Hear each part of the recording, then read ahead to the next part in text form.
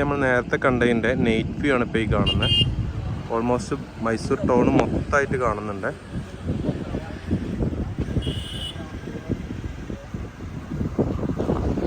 ഇവിടെ വരുന്നവർ മാക്സിമം ഒരു 6 മണിക്ക് സൺസെറ്റ് കാണാൻ പാകത്തിന് വരും. എന്നാൽ നമ്മൾ ഈ 2 വ്യൂ ഒരുമിച്ച് കാണാം, സൺസെറ്റും കാണാം നൈറ്റ് വ്യൂ കാണാം.